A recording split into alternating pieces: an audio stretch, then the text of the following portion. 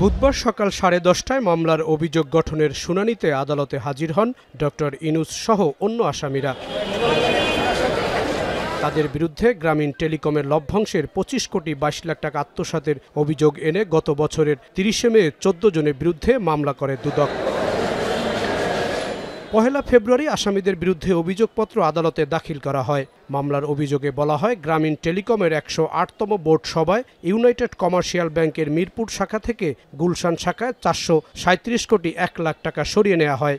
এই টাকা থেকে শ্রমিকদের পাওনা 25 কোটি 22 লাখ টাকা ডক্টর ইনুস সহ আসামিরা আত্মসাৎ করেছেন। স্বাস্থ্য এবং স্বাদের মধ্যে চমৎকার একটা ব্যালেন্স করে পীর প্রিমিয়াম আয়োডাইজড লবণ। বুধবার ঢাকা বিশেষ জজ আদালত 4-এর বিচারক সৈয়দ আরাফাত হোসেন মামলার অভিযোগ আসামিদের পড়ে শোনান।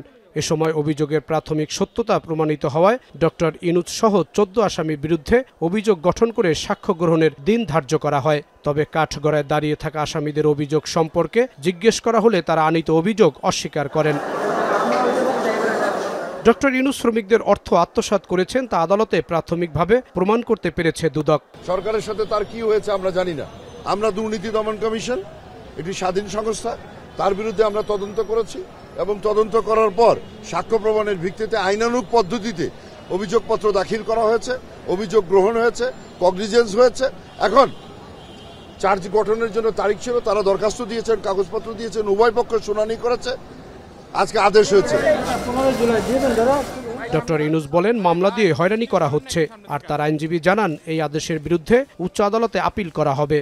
আত্মসাৎ, প্রতারণা, এই শব্দগুলোর সঙ্গে আমার কি যুক্তি আছে আমি তো জানি না। এটা আমি শিখি নাই, কোনোদিন করি নাই, কোনোদিন কাজে হঠাৎ করে প্রকাণ্ড রকমের শব্দগুলো আমার উপর আরোপ করা হচ্ছে, সেটার বিচার হবে সেটা বুঝতে পারছি না আর কি। সেটা কেন হয় যে এটাই হলো হয়রানি, যে আমার কাছে বোধগম্য, আমার সহকর্মীদের কাছে বোধগম্য হচ্ছে না, কারো কাছে বোধগম্য হচ্ছে না। আমরা সারা জীবন তো মানুষের সেবাতেই কাটিয়েছি।